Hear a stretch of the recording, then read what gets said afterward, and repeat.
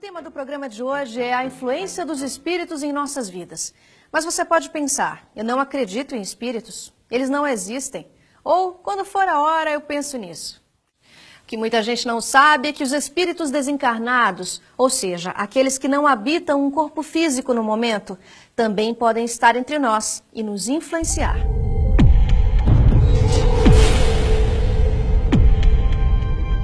Os espíritos influenciam a nossa vida muito mais do que a gente imagina. Essa até é uma questão do Livro dos Espíritos. Onde Kardec pergunta se os espíritos influem e influenciam na vida diária das pessoas. Mesmo de encarnado para encarnado e de desencarnado para encarnado, essa influência é constante. Podem chegar mesmo a conduzir a vida de uma pessoa sendo como uma personalidade a mais. Ou como um processo em que a pessoa acaba se desconhecendo totalmente porque ela está vivendo um processo constante de influência.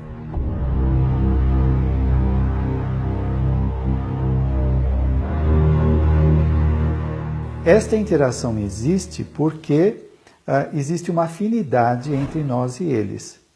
Então, se eles estão nos observando, se eles estão nos acompanhando, é porque existe essa proximidade. Quem são eles? São pessoas como nós, que saíram fora do corpo através da chamada morte e que, por falta de conhecimento da própria espiritualidade ou da vida transcendente, eles continuam com seus condicionamentos, dando vazão aos seus interesses, emoções, etc. Temos que lembrar que nós formamos uma única humanidade, a humanidade dos encarnados e a dos desencarnados, mas na realidade nós somos todos espíritos e com isto os bons se aproximam para beneficiar e os maus, os ressentidos, os que estão com ódio, eles se aproximam para se vingar, para prejudicar e essa influência ela vem através do pensamento. É básico aquilo que nós colocamos como desejo, como a nossa prioridade mental.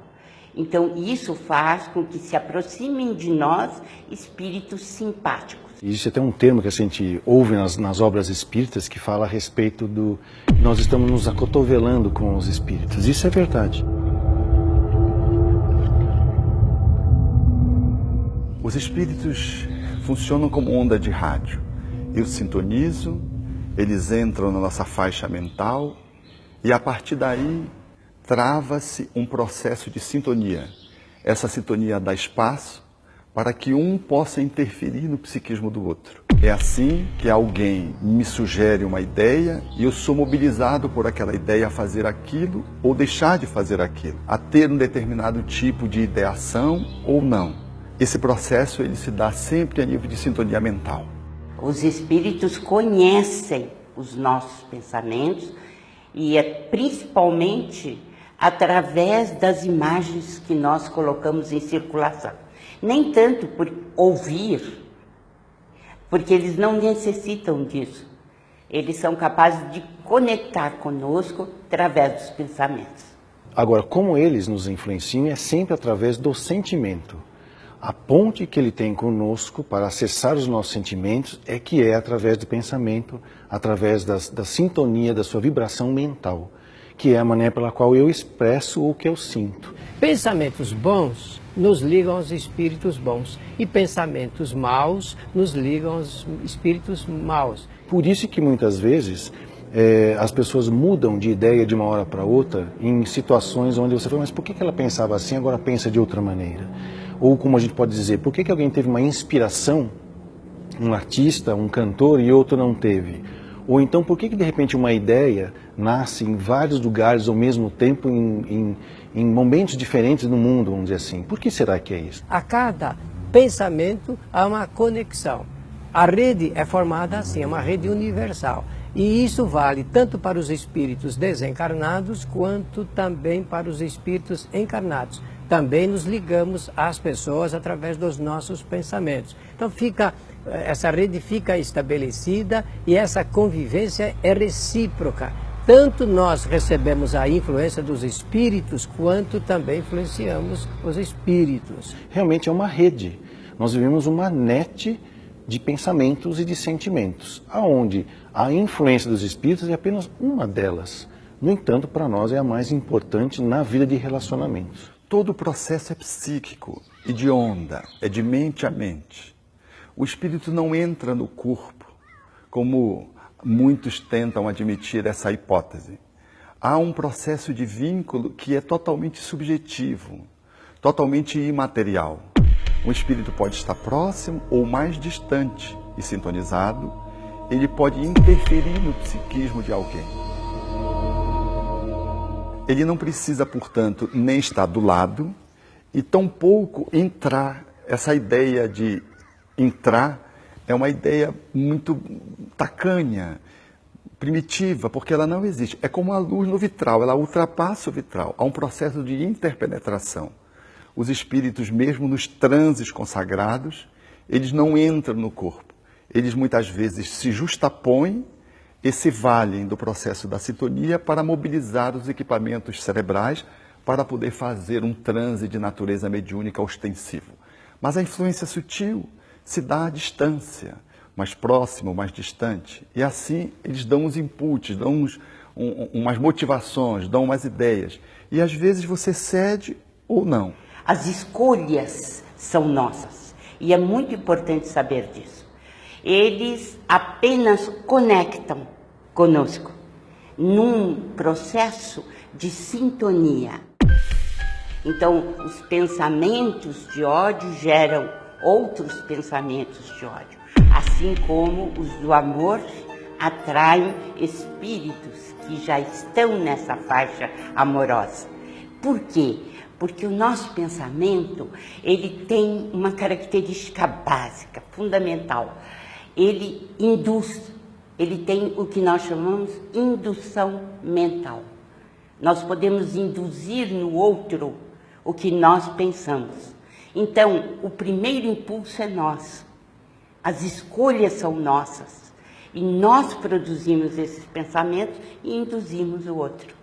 Algumas pessoas imaginam que somente os médiuns ostensivos, isto é, aqueles que recebem as manifestações dos espíritos patenteadas, bem claras, é que estão sob essa influência que eu citei aí do Livro dos Espíritos. Não, todas as pessoas, porque se existe a mediunidade ostensiva, também existe a mediunidade generalizada.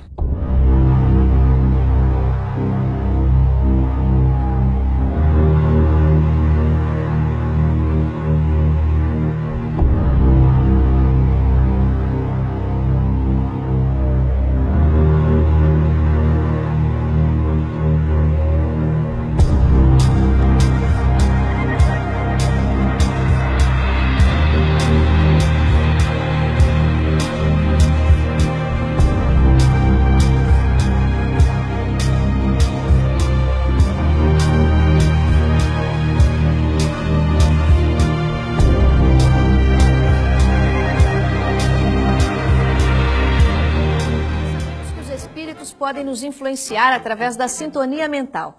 Mas nós também podemos atuar sobre eles. O que acontece quando alguém muito próximo de nós desencarna? Continuamos ligados a essa pessoa? Muitas vezes nós sofremos influenciações espirituais benéficas através de parentes, de entes queridos que se foram antes de nós para o mundo espiritual.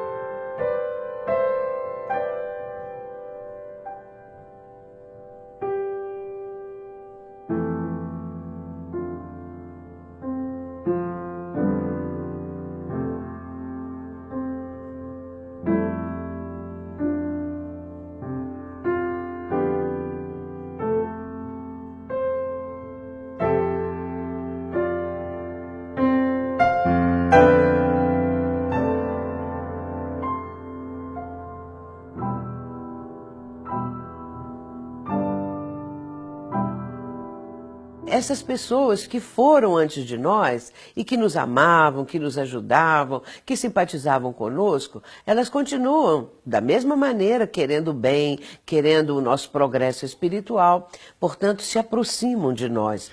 Podemos influenciar os espíritos que estão no mundo espiritual, por exemplo, os nossos afetos que desencarnaram, todas as vezes que nós nos fixamos nele. O apego sempre é um processo que gera prisão, algema.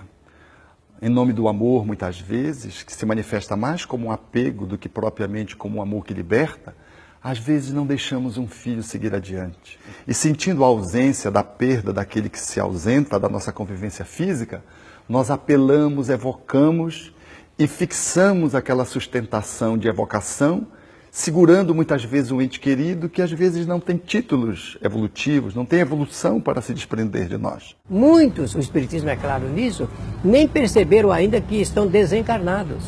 Então eles estão realmente enraizados na problemática existencial do homem e é por isso que essa influência é cada vez mais poderosa. Às vezes assim acontece. Nós conseguimos segurar um espírito em função dos nossos pensamentos de amor ou de ódio. Odiamos tanto alguém que, por exemplo, lesou um filho nosso de forma letal ou não, e aquele que sai do corpo, por exemplo, num incidente policial, nós temos tanto ódio que nós atraímos aquele espírito e nos vinculamos através dessa rede mental de negatividade que nós nos expressamos na relação com o mundo espiritual. O amor, como o ódio, gera vinculações.